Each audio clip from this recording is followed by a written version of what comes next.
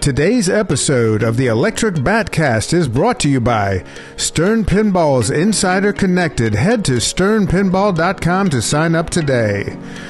Marco Specialties, everything pinball, pinball parts, and more at marcopinball.com.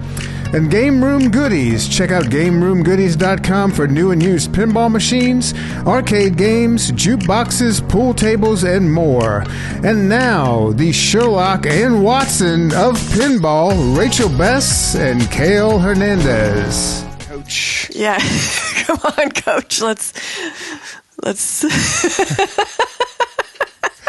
What's so funny? You're always doing stuff, right? I don't know about all that. All right, let's get to it. Welcome to the Electric Batcast. My name is Cale. I'm Rachel. And we're the Bats. We're the Bats, the main Bats. We're the Bats. We operate Electric Bat Arcade out of Tempe, Arizona, and we're here to tell you all about operating pinball machines and everything we deal with. Yeah. When it comes to pinball machines.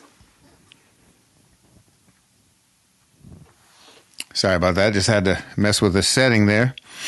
I'm going to get into what's coming up at the Bat. All right. So we can knock that out. Yeah. And then we can get into the meat and potatoes, the earnings report. You have earnings report. I've got some good information about earnings this month. I'm excited about that, and I'm sure the audience is too. And then we have the mailbag. Oh, yeah. Lots of mail. Lots of mail. What's coming up at the Bat? We have Chewy's 4th annual Christmas tournament. That is on Christmas Day. At 6:30 p.m. 6:30 p.m. And we're open at 6:30 a.m., but there's no tournament. Yeah, we will have actually been open for a half hour. Oh, okay. We open at 6 a.m. every day, even that? Christmas. And this is not an IFPA tournament. This is just for fun. No. And we've done it for, all the people that are in town for the holidays and they want to come out and have a good time. Yeah, they want to see, maybe they've spent too much time with their family and would like to spend some time with their friends. But also bring your family. Yeah, bring your family, bring your friends, bring some leftover cookies, bring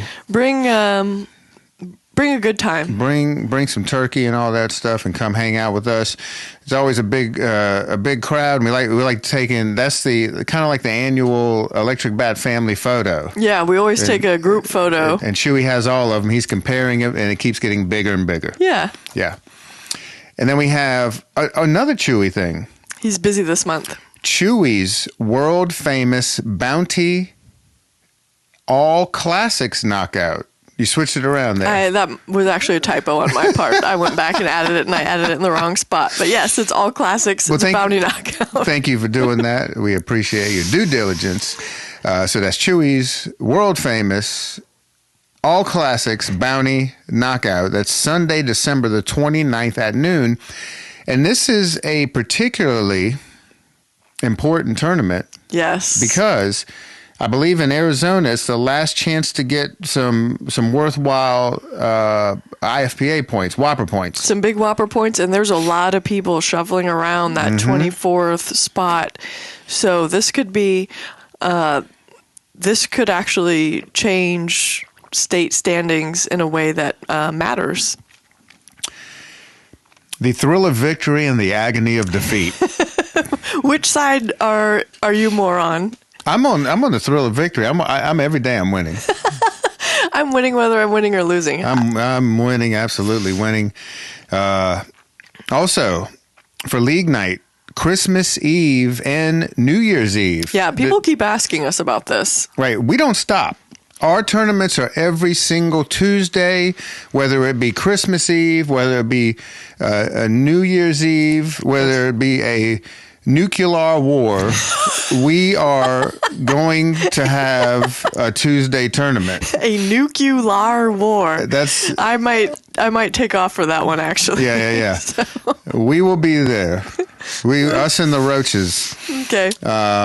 Okay, and then we have a Metallica launch party. I'm excited about this, man. Well, I don't know if it's in the notes, but we have the Metallica remastered, and boy, what an amazing game! It is a fantastic game, and I'm really interested, earnings-wise, how this is going to do, because everyone has played the original Metallica for a long time, And this one is an improved version of that, but it's not significantly, it's not like they switched around scoops and things. It's the same basic layout. It looks amazing. It's got, everything on that LCD. I love that LCD art. It is my favorite of all of the animation, the style of art. Yes, there are animated bats. There's a lot of bats in it, and Stern did that for us. We're gonna. Yep, I'm pretty sure.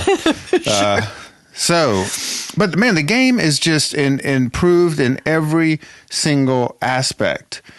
You have your Spike 2 flipper feel. You have the animations. You have the sound. Man, it sounds good. It sounds great. New songs and the art. You mentioned the art in the display, the animations and the art style in the display, which is incredible.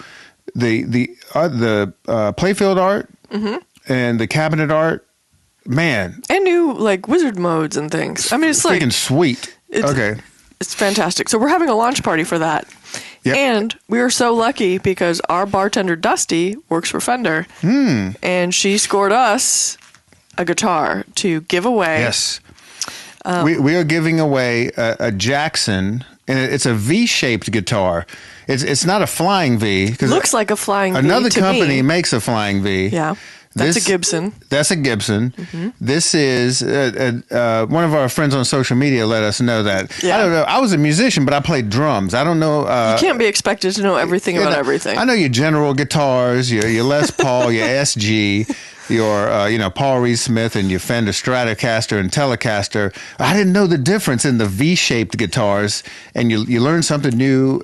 Now you know. Hopefully every day, yeah. But sometimes just every week. And that week I learned about, I think the Jackson's called a Rhodes or something like that. Write into us and let us know. Anyhow, you win a Jackson V-shaped guitar. This is a real guitar. This is a real guitar. Brand new. Yeah. It still has the tags on it. And we're giving it away randomly. So anybody has the opportunity. It's going to be a drawing. Okay, but you have to play in the tournament. Yeah, you have to play. Not anybody. Anybody who plays in the tournament can win it. Cool. And that is Sunday, January the 12th at noon. You can win a guitar. There's also some other prizes. Oh, yeah. From Fender. There's some other prizes from Fender. There's some other prizes from Stern. There's some prizes from us. It's going to be a prize-heavy party. Prize Palooza. Yeah. This is the Prize-a-Palooza that Metallica played at. And then also we want to mention thank you to Marco Specialties. They're offering the listeners a free shipping code for any order over $150, which it's easy to do in pinball. The code is EBA150. The number's 150. So the EBA are letters. And then the 150 is numbers. EBA 150. There you go. That's probably a better way to say it. 150. Yeah, 150. Right. With the little line through it. So thank you to Marco Specialties for that and taking care of our listeners and viewers if you guys are watching us on YouTube. You can also watch us on Spotify. You know what's cool? I have Spotify on the PS5 in the living room there. Oh. And you can watch podcasts. We can watch ourselves on PlayStation. We can watch us. We can watch... other people also. We can also watch other people, yeah. All right. Fantastic. Now that we have that out of the way... We have the Battle of the Bat Belt coming up, too. Oh, that wasn't even listed, and I'm glad you remembered. Tell me about the Battle of the Bat Belt. So the Battle of the Bat Belt is for anybody who's played in our tournaments throughout 2024 and made it into the top 24 of 3 or more tournament series. So the series are 6-week blocks of tournaments. If you make it into the finals by qualifying in the top 24, then you are eligible to win the Bat Belt, our gigantic, cool wrestling belt. And I don't remember I calculated it. I think it's 33 people or 35 people are in the running for this, including you. What a surprise. I'm in it. I'm not in it. You are in it. I'm going against some stiff competition. Yes. I'm probably not going to win this. You know, I'm a very optimistic person, but I'm also realistic. You're going to have a great time. So that'll be Sunday, January 5th at noon. Yeah, very good. Fantastic. Are you ready for the earnings report, or do you want to get into some? Because I think people are excited to get into this, and we'll get into some viewers' questions. But I'm actually excited about this earnings report because you've really... I've got some extra data. In addition, I'll go through the top numbers, and then I'll talk about some details about it. What month is this? This is for November. Okay. All right.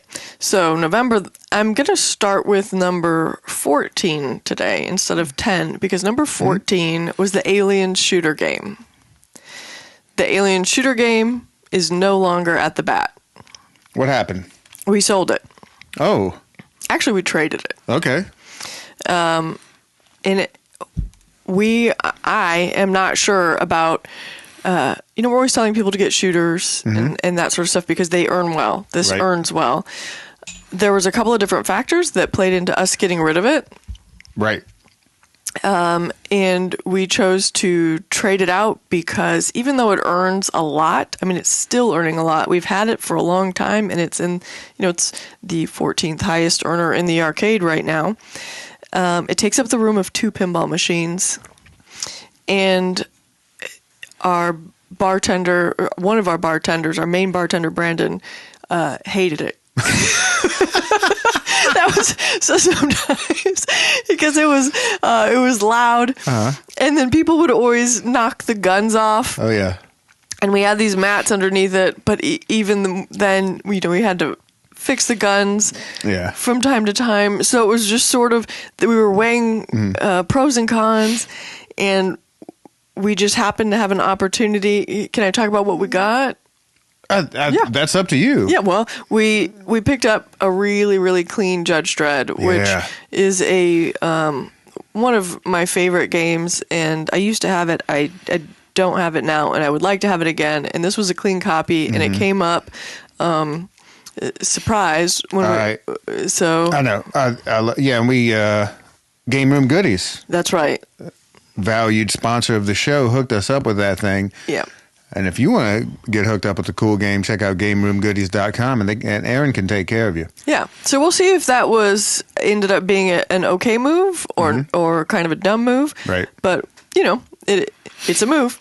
Well, the biggest thing on the way I viewed it on my side, the Aliens game, it was such a display of force. It was a huge 800-pound behemoth with a gigantic monitor. It just looked cool. And we both liked that aspect of it. Yeah. And it was a good earner. But we really, since the tournaments have gotten so huge, we need good pins that are, tournament ready. And this took the spot of two of those. Right. So, and then so when you're thinking about it financially also, does one high-earning shooter versus 2... let's just say average pins, it kind of works out to about the same financially, but I don't, you never know if that's how the math is actually going to work out. Right. So we'll see. All right. So in number 13, Black Knight, number 12, Jurassic Park, number 11, John Wick. Now we'll get into the top 10. This is what we've been waiting for. The top 10 for this will be November, correct? This is November. Okay. Right. And we're going to do a year-long wrap-up next month. So whenever we record in January, I'll have all of the 2024 data. So you'll have we'll do the month and then also the year. That'll be a fun one. That'll be really interesting. Yeah, I like that. Okay, so in number 10, Elvira House of Horrors. That's a great one. Number 9, Medieval Madness. And I think this is due to one guy that comes in. He's great. We love this guy. He's in there every day playing only Medieval Madness. Right. Number 8, Stranger Things. Good game. Number 7, James Bond Premium. That's the cornerstone game. And the earnings actually, I'm looking at the numbers right now, and they doubled. Wow. Doubled, actually tiny bit more than doubled. that was the game of the month. That's why. And there were some serious battles for, the cash game of the month, the Tops. It's called Tops, right? The Tops tournament. We also had that new Translate where we were trying to debate. So all that together. All that together. Brought it up a good bit. I read an article recently about James Bond. Yes. And I skimmed it, so I might get some of this information wrong, some of the details, but I wasn't aware of all this. And it just made me think, once I read this article, it made me think of what Stern had to go through as far as licensing. Mm-hmm. And I'm sure it's not just that game, but man, the James Bond licensing is extremely strict. I didn't know this, but apparently Amazon, Jeff Bezos, of Whole Foods fame, of Whole Foods fame, they bought the rights to do the James Bond movies, and it was for like over $6 billion with a B. Yeah, and anyhow. But they're in kind of a pickle right now because I guess part of the contract, the Broccoli's have to approve everything, and they apparently are not fans of Amazon, so they're not letting them do any movies or anything. They took the money like and ran? New stuff. Yeah, I guess so. I mean, what's up, suckers? There's some quotes from the family. They kind of feel like Amazon's kind of like Walmart. But they are extremely strict and very protective of that IP. So I'm impressed that Stern actually pulled it off at all. Just seeing how difficult it is, and congratulations to the team at Stern for bringing that to us. George was a huge fan, and. Yeah, I think George probably knows more James Bond trivia than the Broccoli's do. Absolutely. The Broccoli family, we should say, that is their last name. He's probably the reason it happened. Yeah. Man, it is... Licensing is no... It's a mystery. It's no joke. Yeah. I'm glad that I don't... A lot of people don't understand how it works and how strict it can be. It's hard, and I don't want to do it. So thanks to people that do. Okay. That's enough of that rat hole. What do we got next? In sixth, Big Buck. So this was what enabled us to get to move out the alien shooter.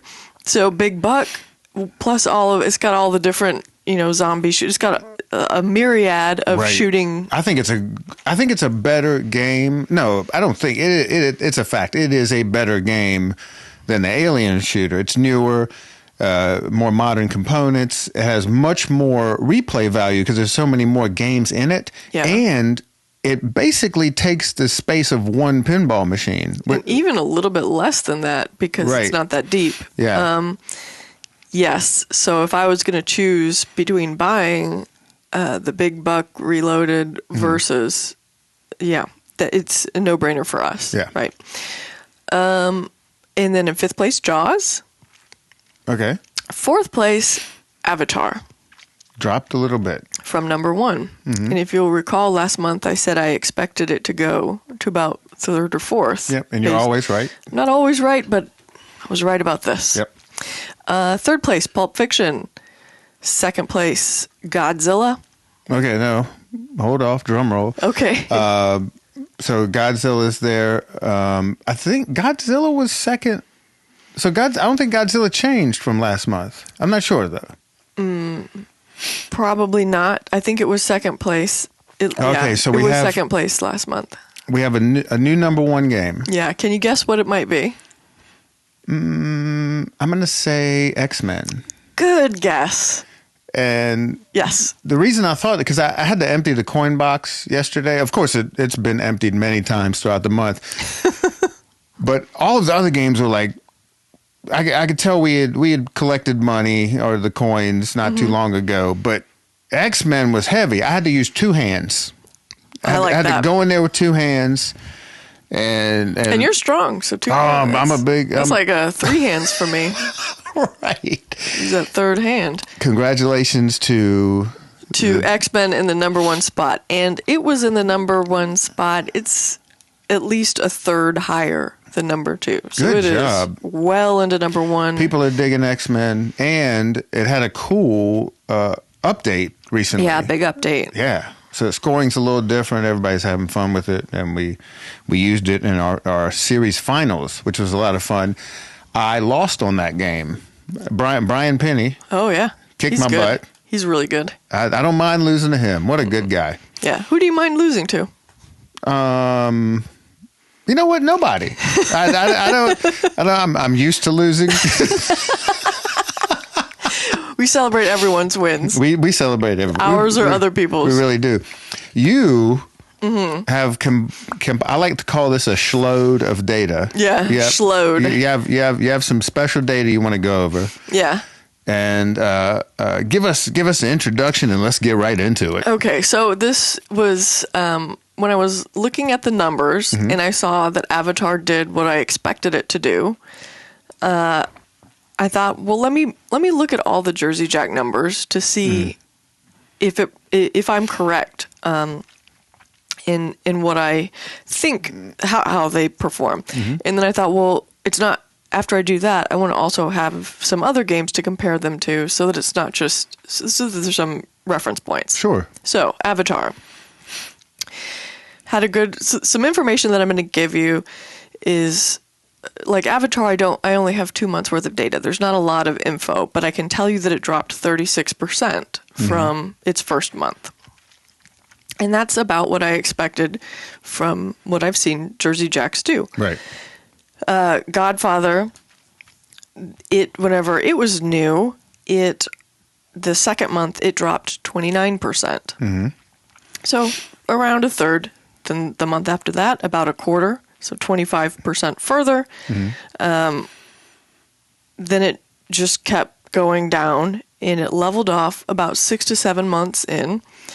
And at that point, it was doing about 31% of its peak performance. Okay. Right? And that's only, so it leveled off doing a third of its best month. And at the end, I'm going to give you rankings for all of these as far as like when that levels off, well, how high is that number? Right. And it kind of goes to show what we've always said about games and paying them off and so forth. Toy Story was kind of a different story, haha, because when we got it into the arcade, it wasn't a new game. So everybody had probably played it before. But it's actually, of all of the Jersey Jacks, Toy Story is the most steady earner. And if I was to recommend somebody buy one for location, Toy Story is easily the one that I would recommend them to get. So But I really wouldn't recommend any of them for location. But there's just much better choices. See, yeah, some people. They're expensive. You're immediately in the hole.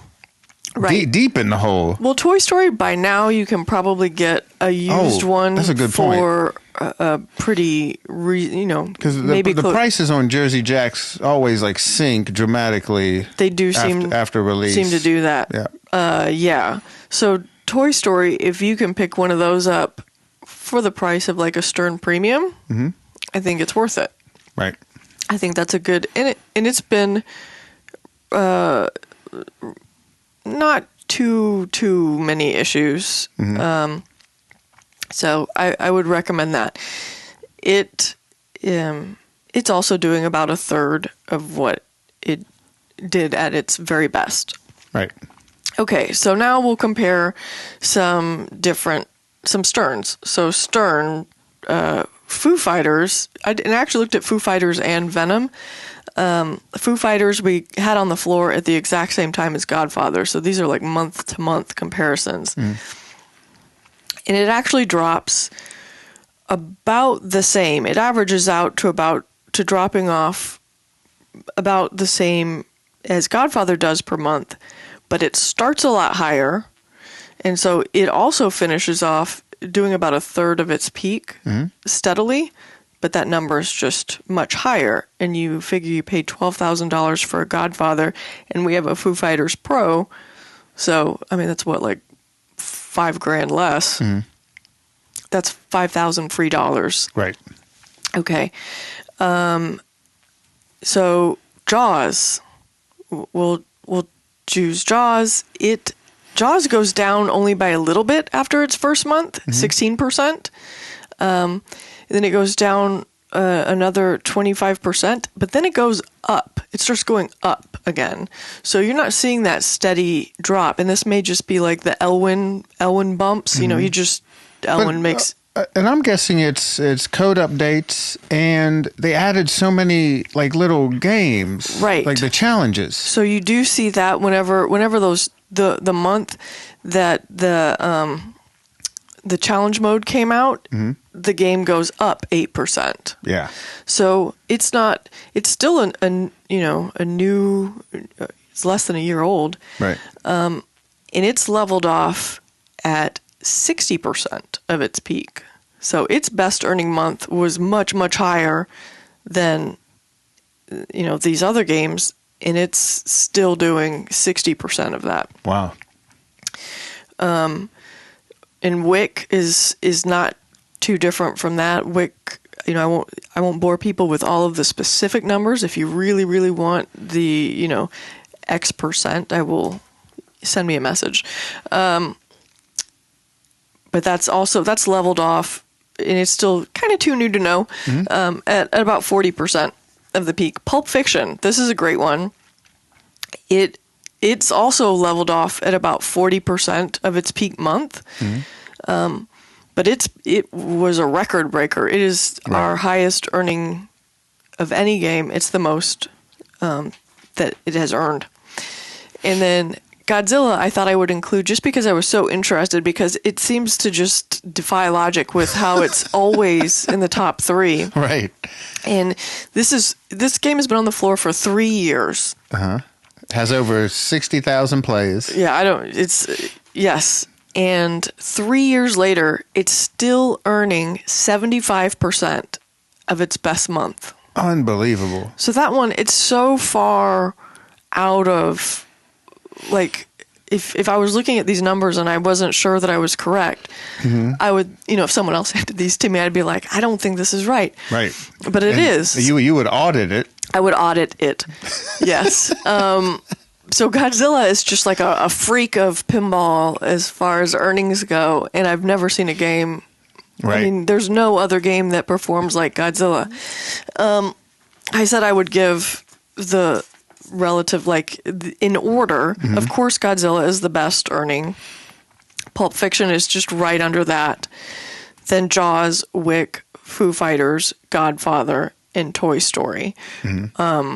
Those are just in terms of average month. Foo Fighters, Godfather, and Toy Story are all about the same, and you're saying, like, well, you were saying all the stuff about Godfather, why not include it? But remember, we took Godfather off the floor, I think 7 or 8 months in. Right. 8 months in, I think. And we put it in another location. Right, and I'm not including any of that data from the other location, because it does not. It just. So these other games that I'm comparing it to I'm giving you numbers where they've been out much longer, and they're still earning relatively, I would say, more than that. So it just the Sterns have a higher earning power, and I know they sponsor us and stuff, but this is just data. This is not. Right. We have friends at all the companies. The Sterns have a higher earning power and a higher earning power relative to initial investment. So if you're going to, you can pay, we'll say $7,000 for a new game or $12,000 for a new game. I need the $12,000 game to justify itself. Right. And then there's always the stuff that you can't measure. Did somebody come in and play a whole bunch of Venom after they came into the arcade, specifically because we are the only arcade that has Avatar right now in the Valley? I don't know. I don't know that data. Yeah. But that stuff is really interesting to me. Sorry if it's making your eyes glaze over. I guarantee you a lot of our friends are enjoying that data. I think it's especially the people in the industry. I think the industry, they don't necessarily have access to everybody else's data or even maybe some of their own as far as how it performs on the street. So I think it's just really interesting behind the scenes stuff to see what earns what and if people on the internet are correct. And the answer is usually no. I've noticed that. In case you were wondering. Does that conclude the earnings report? That concludes this segment of the earnings report. Fantastic. Thank you. And reporting in from Electric Bat Studios, Rachel. That was a fantastic lesson. I hope it was clear. Yeah, it was totally clear. Good deal. We're going to move on to the mailbag. All right. With Derek in Kalamazoo. Is that Derek I or Derek L? What is that? I think that was supposed to maybe say in Kalamazoo. Oh, I got you. This is Derek in Kalamazoo. Okay. That's in Michigan, right? Yeah. This is via email. Feels like Kismet, as I have been re-listening to your old episodes lately as I try to make a decision about whether to launch a new project of my own. My wife and I have owned and operated an independent bookstore and coffee shop/bar over the past 16 years. You would love to go to that. I did. I looked it up on the internet. He sent me a link. It looks very cool. All right. And if we ever go to Kalamazoo, it has to warm up. There's no way in hell I would go to Kalamazoo right now. For over 16 years in what I call an outdoor shopping center, but definitely do not call a strip mall. Okay, it's a strip mall. Don't strip malls are great. Yep. I think we're in one of the oldest strip malls in America. It's west of the Mississippi. It's from the 60s, Yeah. and it has not been updated. Anybody who's been to Electric Bat Arcade knows it's has not been updated. it has what we like to call character. Yep. It's called character. Back to Derek in Kalamazoo. A recently closed restaurant space has become available in the plaza, and I've been considering opening a pinball bar with a buddy who also owns and operates a bar/restaurant. He would run and manage all of the food and liquor, and I would operate the machines. I'm only a little over 5 years into the hobby, but I've built up a collection of about 15 machines, from an EM to classic Bally's to 90s Williams to a Godzilla. I'm not the greatest tech in the world, but I've learned a whole heck of a lot in a short time. The space probably has room for around 15 to 20 machines and a few classic arcade games. What would be your top 3 or 4 questions one should ask themselves to determine if they are ready to undertake such a venture? And top 3 or 4 things one should expect that most people perhaps don't think or know about going into operating. Thanks, and hopefully to see you at the bat soon, Derek in Kalamazoo. So, top 3 or 4 questions one should ask themselves to determine if they are ready to undertake such a venture. All right. So you're thinking you might want to open up a pinball bar and restaurant. What do you need to know? Right. The biggest plus here is they already have a business in the plaza. I see that as a huge plus, and that they have a potential partner, somebody who also already does the thing that they're trying to do, which is operating food and beverage, which is a very different industry than operating pinball machines. So that's in your corner right there, plus in your corner. The first thing, and what some people might not be thinking of, they're going right into like games or what games should be there and how, That is really not right. That's low on my list. First thing I would worry about is this buddy somebody you can do business with? That's a very good point. Right. We have a lot of buddies that I wouldn't want to do business with, not because I don't like them, not because I don't trust them, but it's a very different thing. Right, because there may be compromises, all that good stuff. Just different ideas. We've seen a few instances of people getting into business with their friends in this industry and it going south very quickly because they just have different ideas about what their goals are and what they want. And right. And the incidents we've seen you're talking about have all ended up in a courtroom, which is expensive for everybody. Yeah. So just it hasn't been a pleasant separation for any of them. And also, like, some of the stuff, even if you think you have the same beginning goals, like, hey, let's do this and make money. If me and you had set out to open the bat specifically to make money, we would not have maybe we definitely would not have done things the way that we do them. Right. It's turned out to be profitable. Just the way that we got there would be very different from somebody who wanted maybe who that was their primary goal. The thing that gives me the red flag is that I'm not so great at teching. That's always, and we've always said that teching is that can be the make it or break it part. Yeah, but I also think he might be selling himself short, because if he's been doing this for 5 years and owns 15 machines, I bet he knows enough to pull something like this off. Plus, I mean, they have a successful business. You know, this sounds like a smart guy. Yeah, anybody who owns a bookstore, also that gets a few pluses from me, right? You're absolutely probably a thoughtful person. Don't forget to read, people. As a side note, it is important to always have a book by the side of the bed, and or 1,000, and be reading. Yeah, reading's important. But yeah, so the things that you do want to make sure that you have your tech stuff in line. So if you aren't super confident, is there someone in your area that can help out? He's in Kalamazoo. Yeah. Isn't Clay up there in that area? Does he help people out? Can you call Clay and say come fix? There's a lot of good people up north up there. But other things you need to worry about, power. That's a huge thing. Do you have enough power in that?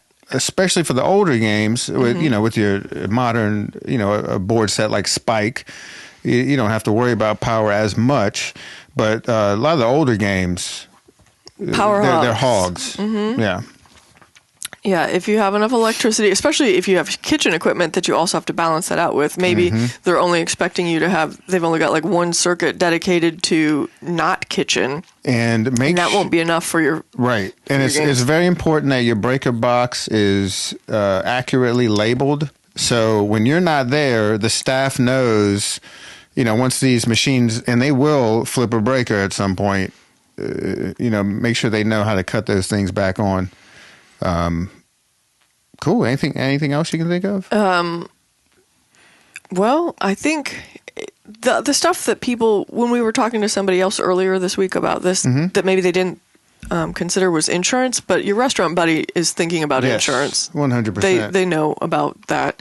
And just those extra costs that the licensing per game, depending on your city and county or state or whatever. Yeah, I don't know the Michigan licensing rules. So, yeah, I think it sounds like you're already there anyway, right? Yeah. So it's not going to be, if there's a problem at the arcade, you're a few doors down at the bookstore. So that's a huge plus. That's a really big plus. I mean, if this is do Rachel and Cale give it a thumbs up, thumbs down, go for it? I think if everything else seems reasonable, rent prices and all that, I would say go for it. Why not? You can send people from the bookstore to the arcade. Right. Do some cross promo there. Oh, man. Back and forth. There's a lot of opportunity. You win a pinball tournament, you get to go pick out a free book. I would play there all the time. Yeah, Derek, this sounds like a grand idea, and I give it 5 out of 5 skulls. 5 out of 5 skulls. Yeah. Go for it. Keep us posted. Good luck, Derek. Now, from Inner Orbit Pinball on Instagram, I have a question for the show. Go follow Inner Orbit Pinball on Instagram. We follow them. It's a fun account. I have a question for the show. I route games in a traditional revenue split. I'm getting more interested in doing something like you, where I might sublet out of an existing bar or brewery. I would really like to have my own bar/location someday, and that seems like a good way to do a trial run and also have more control over the decor and vibe of the space. That's important. Here's your question, how would you negotiate rent for something like that? I know there would be a lot of variables like number of machines, open hours, square footage of the space, etc. It sounds fun, but I can see rent being higher than what 6 to 8 machine lineup would earn. Maybe they would do a trial month and base rent on a percentage of earnings? ? I don't know. Help. Love the show, and thanks for sharing all this knowledge to us listeners and David Fix. What?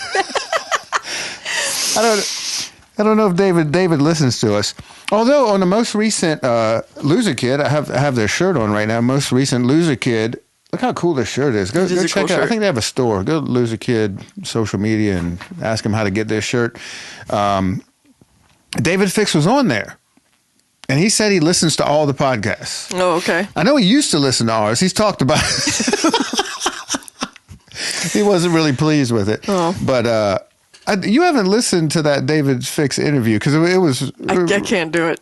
It was surprising how honest he was. He said he doesn't know if American pinball is going to be around next year, and which doesn't surprise any of us. But there was some layoffs going on. They got rid of Steve Bowden. We left Steve. That's a bummer, man. I know. I want Steve to find a great home in pinball. He's such a good guy. He's smart. Incredibly I think he's knowledgeable. So somebody else in pinball, please pick up Steve Bowden. Like he is a gem and deserves to be treated as such. Absolutely, 100%. Anyhow, if you want to know more about David Fix, go check out that article. Okay. Interview. Loser Kid Pinball. Back to Inner Orbit Pinball. All right. So how they're asking, it's a great follow-up for Derek in Kalamazoo. Yeah. They're saying how to negotiate a space that's attached to a brewery or restaurant. I think we know some people who have done this, including me. Yes. So that works. Ours was a little different. This was we were super lucky to land this kind of deal that we have. Yeah, but I think the same. I would not off the rip. I would not pay a set amount of rent. I think you're getting yourself into a stressful situation with that. So I think that a lot of times breweries have unused space or space that can be kind of walled off. I can tell you that we have brought a lot of business to Yucca Tap Room, the bar we're attached to, and they were already, they were doing fine, right? They didn't necessarily need us. Right. They're their own awesome entity. But we added a lot more to them. I think you would start trying to negotiate by saying, let's set this area up for an arcade. You're probably not really using it anyway. I'm going to bring customers in, and I want to spend, in lieu of paying rent, I want to spend these first maybe 6 months putting the money that I would pay towards rent into getting this place awesome, making it become an attraction that's going to bring even more business to your brewery. Right. At some point, because there's a lot of stuff, initial investment. If you're doing whatever money system you're doing, whether it be quarters, tokens, cards, all of that, it takes money. Decor takes money. Pinball machines, of course, take money. So I would try and negotiate it that. Change machines. That's what I'm saying. Even if you're doing quarter play, you need change machines. And we didn't mention that. We should have brought that up when we were helping out Derek in Kalamazoo. But and we like having multiple change machines because what if you're out of town and one goes down? Yeah. That's something to think about. We have, 2 token machines and probably we'll put 3 in there. So I would start off negotiating like that because that just to me makes sense. Also, if I was in a brewery, that seems like a great use of that extra space. I wouldn't mind somebody saying, "Hey, I want to spend tens of thousands of dollars improving your space and bringing you more business." Right.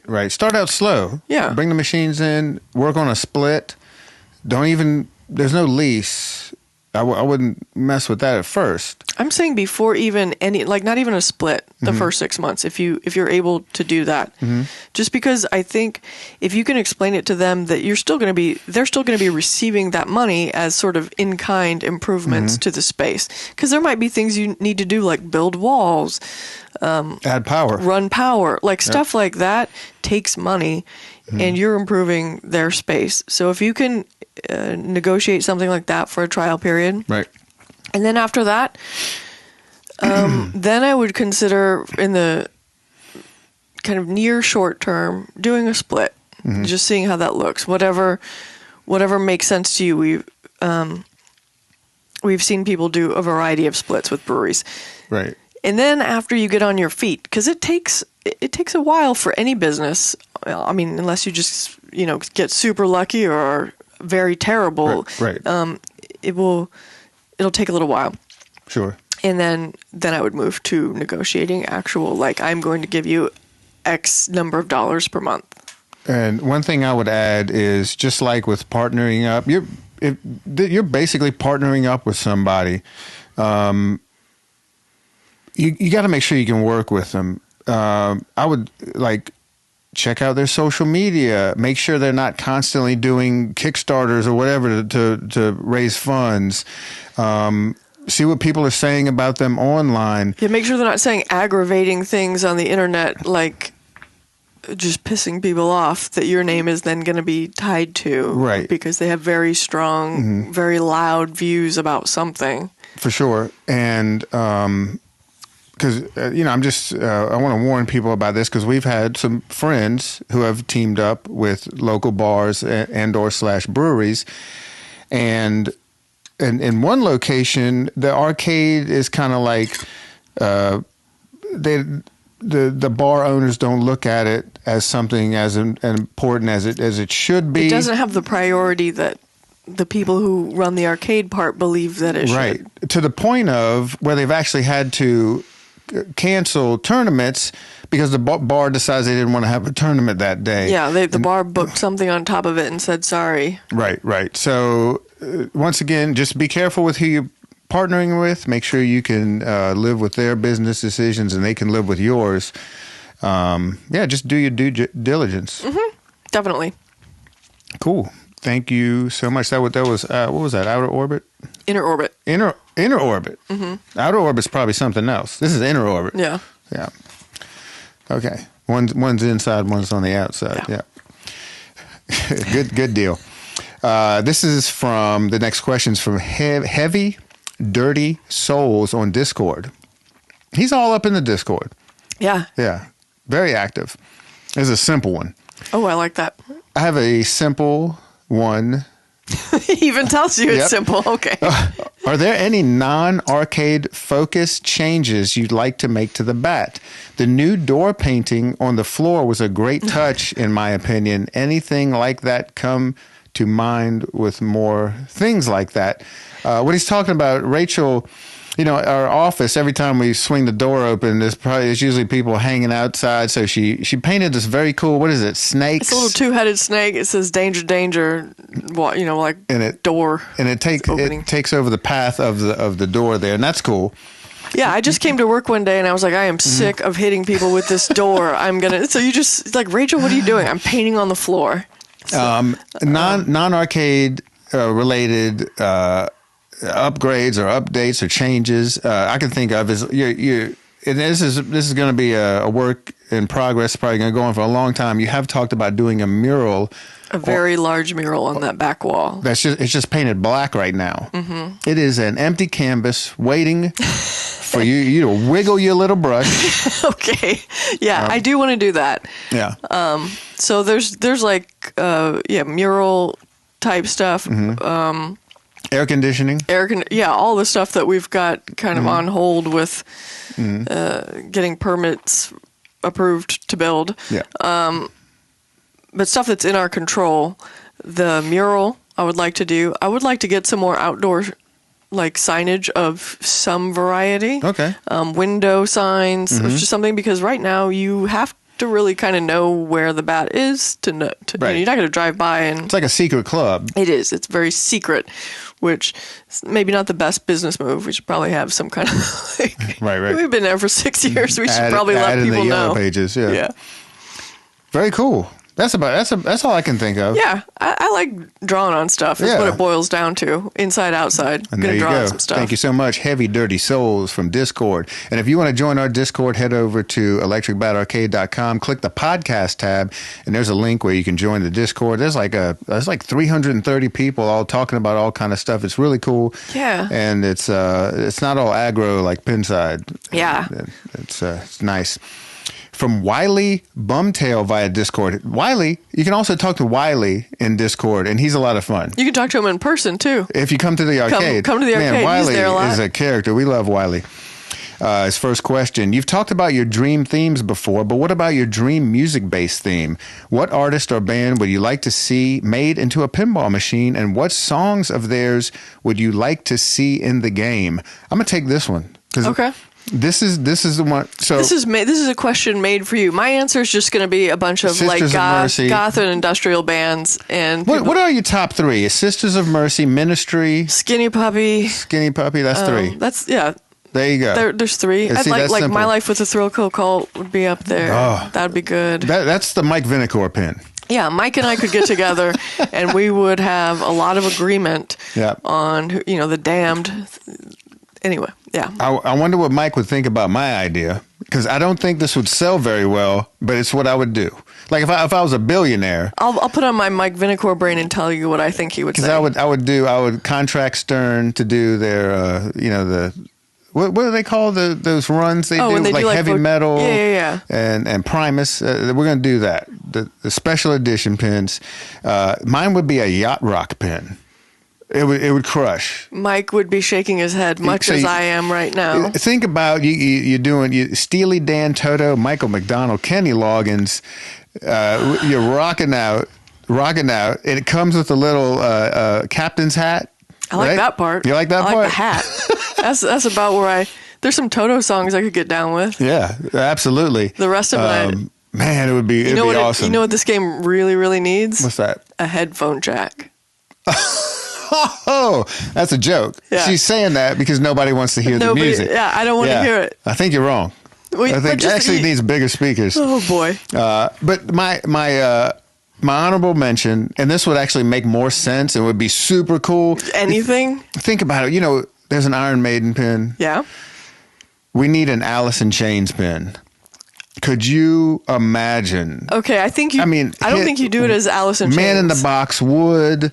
Oh, you would just do a Seattle pin. I would do a I would do Alice in Chains, Soundgarden, Nirvana, Mud Honey, like just Temple of the Dog. Yeah, Stone Temple Pilots. Yes, like that era. I would do a grunge pin before I would do a specific Alice in Chains pin. And the cabinet is flannel. Yes, the cabinets. That's actually LE, I've never thought about this LE until would right be flannel, now. right?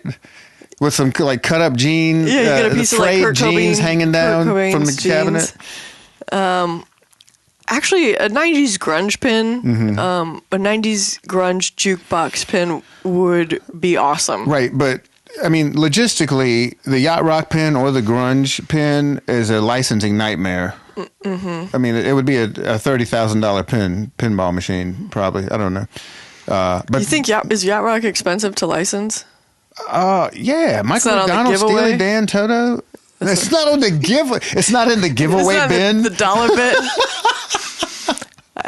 I thought to me the most expensive my part of the God. licensing would be like the hat. Yeah, so that's our answers. Wiley Bumtail has a number 2 question. You are tasked with designing the worst pinball machine ever made. What playfield, features, music, or rules would you include to make the worst abomination possible? He'll go first.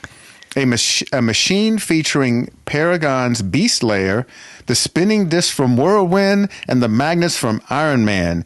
And it would be an Ed Sheeran-based game. So he's I think taking he all took- the random, anything that adds randomness. Right. Man, that would be horrible. I mean, my answer is Galactic Tank Force. Oh, Besides the art. The art was banging. Yeah. Everything else didn't work. I would have everything so that the geometry is just slightly off, kind of like that. Like the Tales from the Crypt scoop is just like a hair over from where it should be for it to be like a really makeable, fun shot. Yeah. I would have every shot in the game like that. So your ramp is just a little bit, angled wrong. Right. Or just posts and scoops firing right back at the flippers. Yeah, the scoop is going to be slightly too small. The posts are going to be in just a little bit too much. And the out lanes, I'm going to have it so that it bounces off the top of the in lane into the out lane. Right. And Jersey Jack flippers, like just slightly laggy. Oh, sure. I would want it much. If it was going to be a true disaster, I'd have it be even a little bit like if the coil stop is missing, so you can't quite. I mean, I want mine to be a real showstopper. Right on. Good deal, man. Thank you, Wiley Bumtail, via Discord. That was some good stuff. We have another question via Discord from Gutterghoul. All right. Gutterghoul, I think he's the top question person. Yeah, he's inquisitive. You mentioned not being against retheming classic Sterns. If they were to be put back into production, what new theme would you want to see on which classic Stern? Does something about the machine's playstyle lean into the theme you choose, or are you just slapping your favorite theme on your favorite machine from the selection? I'm basically just taking a cool classic layout and slapping a theme on here. Yeah, because those classic Stern games, it's not like when you look at Big Game or Meteor or something, nothing about the layout of those games says I'm a big game hunter or... 100%. Right. Like when they used Sea Witch for Beatles, which they're actually rerunning. So if you want to Beatles, get in touch with Game Room Goodies and they'll hook you up. So I'm thinking... It's funny you mentioned Meteor or Big Game because those are the two I would use. And I would do either the Wonder Years or the what's wrong? What? Like the Wonder? Yeah, like what would you do? Yeah. So the Wonder Years or the Jeffersons. Man, moving on up. Moving on. Could you imagine Big Game Jeffersons? No. That left shot could be the elevator. You're moving on up. Jeffersons. Did you ever watch the Jeffersons? Yes, I watched the Jeffersons. Man, George Jefferson. Yeah. Do the Jefferson walk? So that's my those are my games. And Gutterghoul goes on to say, also thoughts on Lockstealing. Is it a good mechanic to have every so often, adding suspense to uncollected multi-balls, or is it a scourge and very reasonable that you don't see it too often, if ever, nowadays? You have a different feel. I like Lockstealing. You don't see it in any modern game, so I think if people liked it, then you would see more of it. I think the most recent game would be TNA. Yeah, but that was a throwback design. So, I guess you don't see very many Lockstealing games being put out, so I think that most people are anti-Lockstealing, but I think it is great, and I think that it's good for tournaments because it makes you think. For example, whenever I am playing Andromeda in a tournament, I never, ever, ever try and lock a ball. That's your strategy. Yeah, just drop targets. Get a bonus for dropping all the drop targets. I shoot for that shot that's in between the drop targets. That's spinner. A huge. No, in between the 2-3 banks, off to the right. There's that switch in there, and that can be very high points. I think your risk reward on Lockstealing games, for me and my ability, people who are more accurate shooters than I am, this would weigh out differently. But I think it adds excitement to know that if you lock this ball, you could get a really big payout. But if you fail, then the person after you could get that really big payout. So I love it. Okay. Very good. Do you remember that N-Disc where I don't think they were using the modded ship in roller games, and Yeah, I think it was like Cale George and a bunch of other hot shots, and they were doing everything except hitting that lock shot. Nobody wanted to lock a ball. Yeah, nobody wanted to lock it for anybody else. That was a good time. The third question from Guttagool. What do you think is the best playing game with the worst art? Oh, that's easy. Also, best art with worst playing game. I know your best art, worst playing game. You've already talked about it. Galactic Tank Force. Best art, worst playing game. Franchi crushed it on that. Beautiful, beautiful art. Worst playing game. Best playing game with worst art. Black Knight Sword of Rage. Yeah. And actually, I told Steve Ritchie this, but not out of nowhere. He asked me. Yeah. We were in his penthouse at, what was it? Texas. Pinball Festival. He asked me what I thought about I think Black Knight had just been released or something. And I said, he asked me what I thought about the art. I think he asked me because I was doing graphic design at Marco Specialties and he wanted my opinion. And I said, it looks like shit. I was there. He did say this. It looks like, well, because this was before the arm wrestling, and this may have actually and this is nothing against made him call you nothing out against Kevin for arm wrestling. He's done some amazing stuff throughout the years, but Judge Dredd, right? Judge Dredd. But on the side art, it looks like it was like a very small image that they blew up, and it looks pixelated and noisy, and I was like, it looks bad. And Steve said, I wanted it to look like that. He said he wanted it to look like a middle school, like fantasy art. And then he wanted to arm wrestle me. And then he did arm wrestle you, which I was also there for. And I don't know why anybody, like, if you're watching the YouTube or if you've ever seen Cale before, like, you're not the first person I would want to call out for arm wrestling. You won by a lot. You won. But do you remember I won with the right arm, then he wanted to try the left arm, yes. like my left arm would be weak or something. And then we started drinking after that. Yeah, this was back in the day. And there's actually a video of this. I think it's on my Facebook, not the Electric Bat, but on my personal Facebook. I don't ever update that thing. So if you scroll back there, you can see a video of me arm wrestling Steve Ritchie after an argument about artwork. that was a lot of fun. This is our real life. Yeah. Okay, still with Guttagool. On the topic of looking out for operators and how companies build their machines, what is more often the culprit and thus the solution to machines breaking down? Do mechs and parts in general need to be easier to get into and repair or remove and replace? Or is there a deficiency in quality?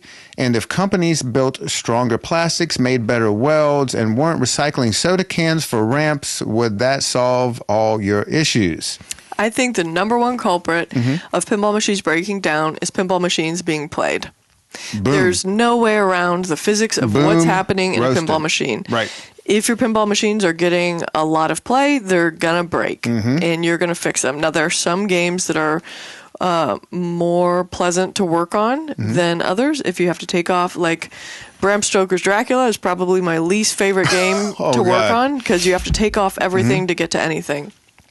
But if you're working on a classic Bally Stern, a single level playfield, everything's just right there for you. It's no big deal. Get at it.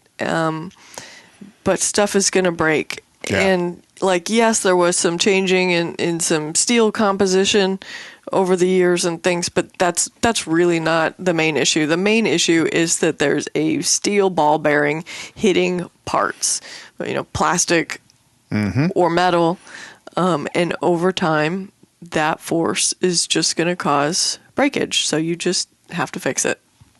I don't think there's nothing that I would ask a company to do that I think would make a significant difference. Yeah. Cool. And his final question. Okay. Again, inspo from the episode with Galactic Tank Force, do you have a memorable Darwin Award for pinball machines? What games broke down or became unplayable in the most hilarious or outlandish ways possible? I guess the funniest one I could think of, it's not really funny because it could burn the machine up, when Halloween started smoking. Yeah. Because it kind of fit the theme. Yeah, it did look very moody. And that happened. We've heard from many machines where it was the scoop Yeah. where the like the jack-o'-lantern was. Yeah. It was like overpowered and melting, and everybody's game started smoking. Yeah, that was funny in a horrible way. Yeah, that's the only one that really comes to mind. Well, and whenever the balls rolled into the cabinet when they skipped the trough in Galactic. Oh, in Galactic Tank Force. They would just go into the cabinet. We had to tape up. With a tongue depressor. I fixed it with a tongue depressor. That was pretty funny because there's no sound more memorable than while you're playing a game and you hear a chunk chunk. Right, a ball, a metal ball go into the wooden cabinet. It's just you remember that sound, just boom. So that was about it. That was it. Yeah, those two were funny. Yeah. All right, now back to the mailbag from MN Retro Gamer via Discord. Can we get a story about how Electric Bat survived COVID? What was that like? Any concerns about having to close during that time? How did you get creative? Man, that was a hectic time for everybody. I mean, the whole world. Yeah. But especially in amusement. Mm-hmm. We had friends that worked at amusement parks. Lots of friends in the arcade space. Lots of counties and cities and different municipalities wouldn't even let people hang out. Yeah. So how are you going to play? You're at the mercy of whatever jurisdiction you were in to what the rules were going to be. Right. And there was a lot of nonsensical stuff like people could play pool but not pinball. People could play darts but not pinball. Right. You had to sit down. If you wanted to drink, you had to sit down? Was that? Yes. Yeah. If you wanted to enjoy a beer while you played pinball, you had to have a stool at the pinball machine. And I think have food in front of you. Remember, that's why we had that popcorn machine? We bought a popcorn machine, a big popcorn machine, so people could have food because that was the rule. You could only have a beverage if you were sitting down. All these rules are just... They were just crazy. Excuse my French, but fucking stupid. Yeah, they were. And then there was like, you could only play every other pinball machine because COVID. It can only go 6 feet. Right. Now, some of that stuff, I forgive the people making the rules because there wasn't good info. They didn't have good information. Nobody But knew some what of the was stuff going on, about right? like having to sit down, like whether you were sitting or standing in the exact same place, making it different. Like there was just so many rules that, and we actually had it. We were lucky. Arizona was very much more open than a lot of the other states. But we did it, I think, the same way that a lot of other people did it. We rented out games to people. We were lucky enough to have people that wanted to rent games. Right. So we did that. We had private parties. Because you could have gatherings of up to 10 people. Was that the rule? It was something like that. So we would rent out the arcade for 10 people at a time for, I don't even remember how much money it was. And I was the bartender. Yeah. I remember that part. God, it was fun. Because there was, couldn't have staff, so it was me and you. There were some good times and some real weird times. Every once in a while, some guy would come through and spray a bunch of fog that was supposed to make things... It was a big dog and pony show. To make people feel better, they would come with a leaf blower and and a smoke machine. Yeah, they would like spray the stuff that supposedly kills COVID, and then they would leave. But then you get one person that's infected come in there. It was a mess. We're just a lot of optical illusions going on. I remember that the COVID smog guy. Remember how grimy that would make the glass? We would have to do so much cleaning on top of the normal Everything cleaning. was sanitized, but it was a mess. Yeah. So we were not afraid that we were going to have to close. Yako was really generous with us. We had really good business partners. Right. And remember, we didn't have the giant space that we have now, so we didn't have the expenses we have now. Yeah, we were half as big then.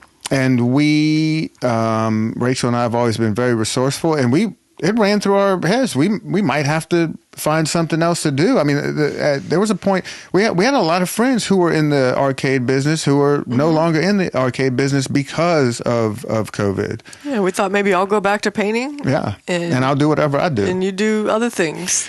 Good, but also we started streaming. That's right. And that was a lot of fun. And then we stopped streaming, and now we're back to streaming again. We just bought a wireless rig, and we are troubleshooting that and learning how to use it. So watch out for us on twitch.tv/Electric Bat Arcade. Give us a follow. Yeah. Cool. There we go. Yeah, so COVID sucked for everyone. Yep. Including us. Yeah. TLDR, we're still open. So, in M and Retro Gamer might be asking that because, like, what if that happens again? In my opinion, you're not going to get these strict shutdowns like you did last time if something happens again. Because if you look at the data, like, the shutdowns really didn't do much. You actually saw COVID go up. Even during like the complete shutdowns. So what was it, like 7 days or 12 days to stop the spread? It actually went up. Yeah. During all that. Everybody stay indoors with everybody else. Right. We have a lot of good data, and hopefully, county, states, and what have you won't do these massive shutdowns. If something like this ever happens again, who knows? Hopefully it never will. Yep.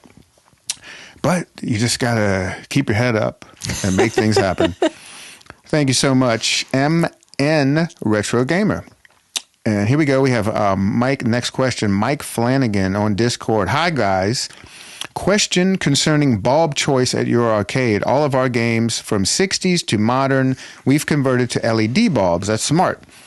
Is this one of the mods y'all do to classic Bally Stearns before putting them on the floor, or do you try to stay original? In the same vein, for controlling lamps in older games, we ditched the crappy bulb sockets of the era and are using single LED boards, yopsicles, for long-term reliability. Yeah. That's the first question. Let's go with that. We do yopsicles. Every classic game as it comes in, I swap everything under the plate field out for yopsicles. They're amazing, and you don't ever have to deal with those old lamp sockets. If somebody has a great solution for the classic game GI sockets, the ones that actually, come through the play field, please let me know, because those drive me crazy. I see that Yopsicles, the David Yop, is coming out, or is in the testing phase. Maybe they're out. I don't know.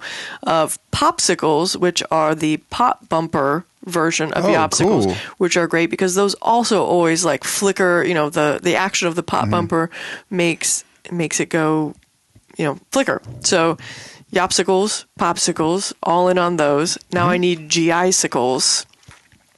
Hopefully David's listening. Yeah, David, please. Yeah, we'll buy them. We'll keep you in business. We have a lot of games to update, and I'm sure a lot of other people do. Second question from Mike Flanagan. We love new Stearns, and they are our biggest earners. But what would be an ideal lineup for, say, 10 games on location? For our two bars, each has 5 modern Stearns with 3 90s Bally Williams and 2 80s Bally Stearns.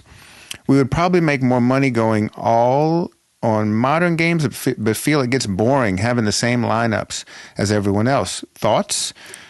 I think that's perfect.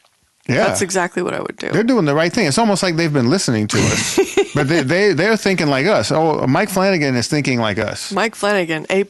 Yes, I would do exactly the ratio that you're doing. I mean, 100%. Also, like, you may throw in Gottlieb's or something in there, but as far as new to mid to old, I think that's a perfect ratio. 100%. Final question. Do you ever struggle to justify the high price classic games in good condition command when they will never earn as much as the newer Stern for the same or less initial purchase? Yes, we do talk about that a lot. And we don't buy, like, I wouldn't buy a $6,000 classic game. Right. I saw Greg Davis just got a restored Quicksilver. Oh, you're kidding me. And we'll have to go over to his house. I can't imagine how much that cost, but we're talking, that's high dollar. And it would not, I wouldn't pay that much for it. I would try and find a nice, reasonable. Right. almost, and we've purchased some beaters and brought them back to life. Yeah, we're not afraid we're to talking do the like work. sub 1,000. Yeah. Yeah. I love doing that. Yeah. I'll re-drill the playfield and do all kind of stuff to upgrade it. And, they don't look horrible. There's some games that, like, you pay beater price and they look totally thrashed. Try and find something in between. 100%. I could not justify spending that kind of money. Thank you, Mike Flanagan, for the question, and thank you for listening. I added this in here. This is not a reader question, but I saw this on Reddit, on our pinball. I like hanging out on our pinball. A lot of great people on there. Playing with poor playfield lighting.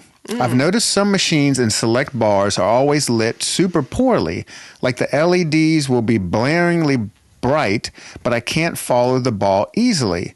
At first, I thought it was due to the room lighting, but then I played a well-lit Attack from Mars next to a poorly lit Godzilla.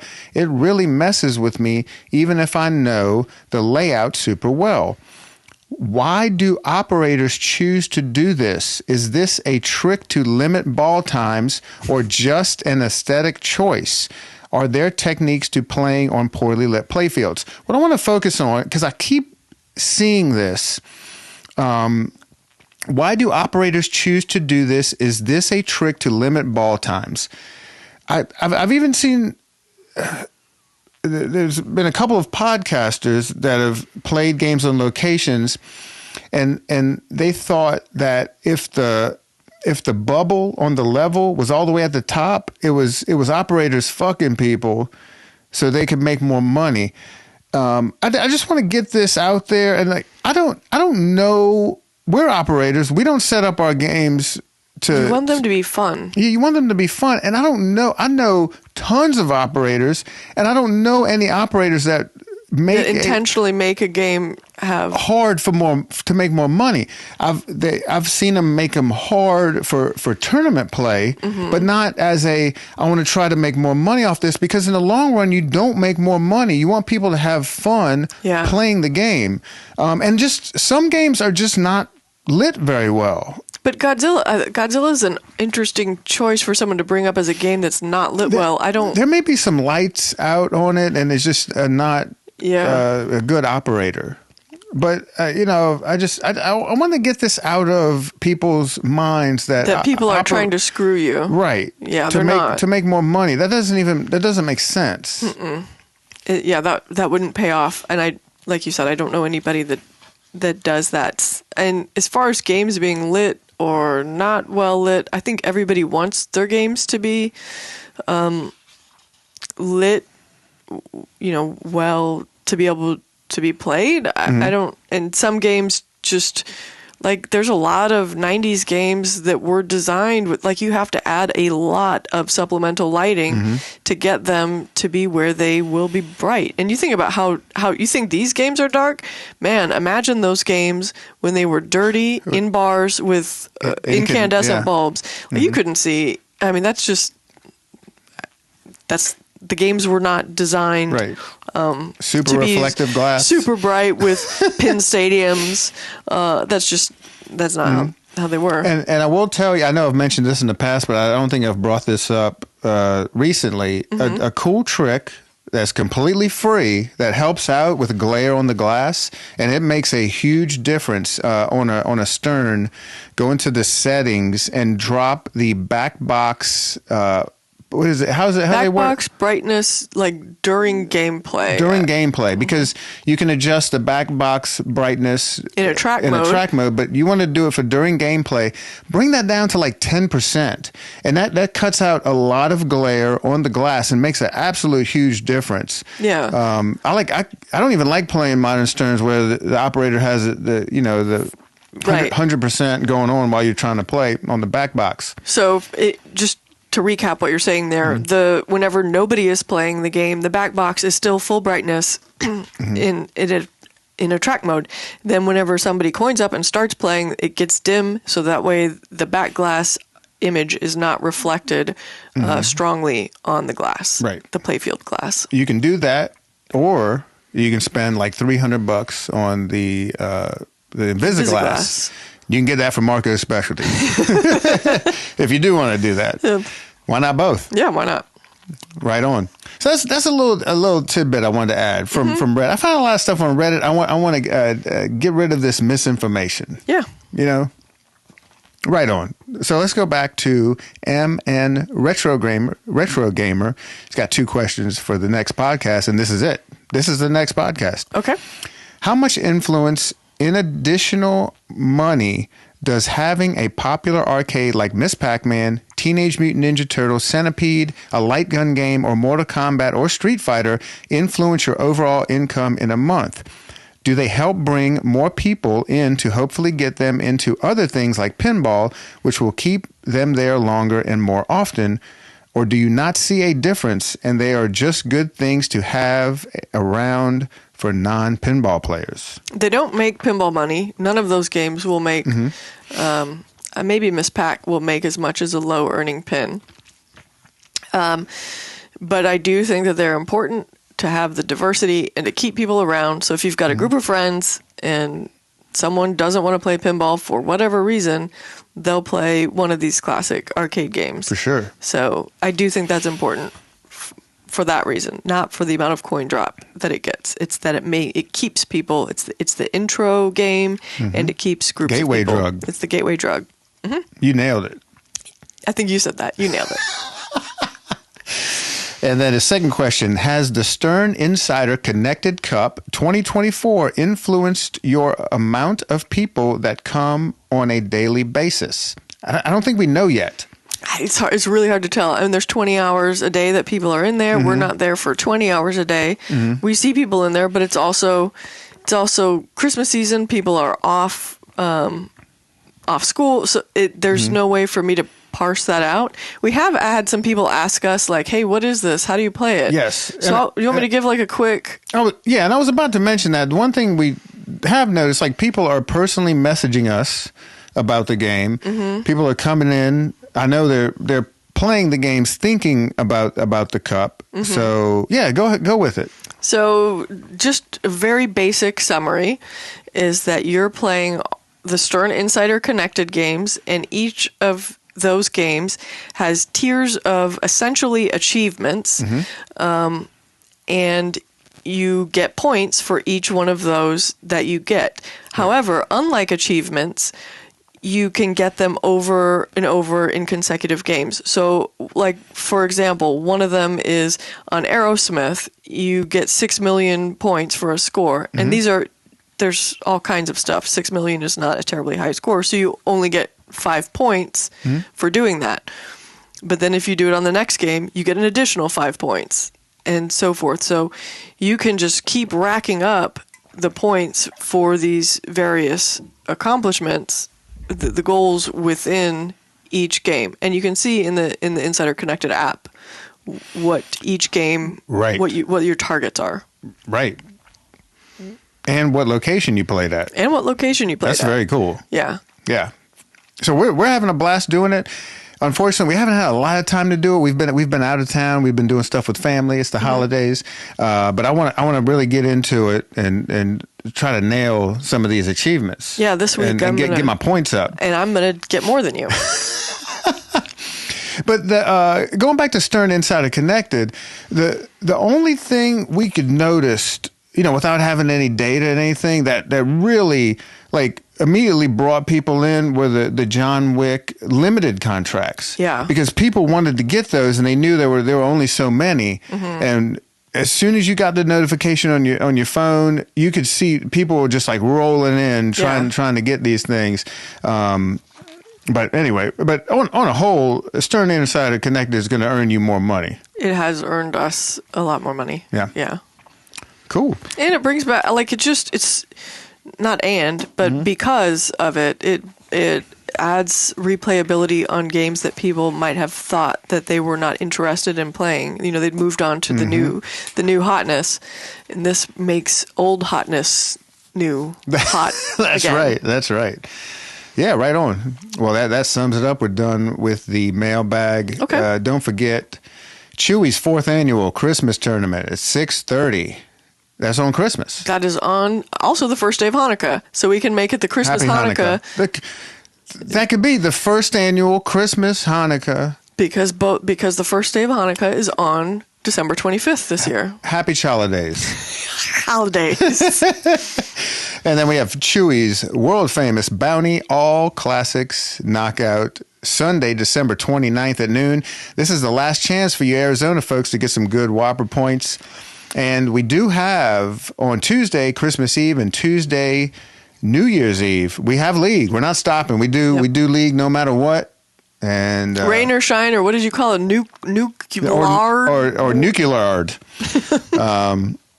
And then Metallica launch party Sunday, January the 12th at noon.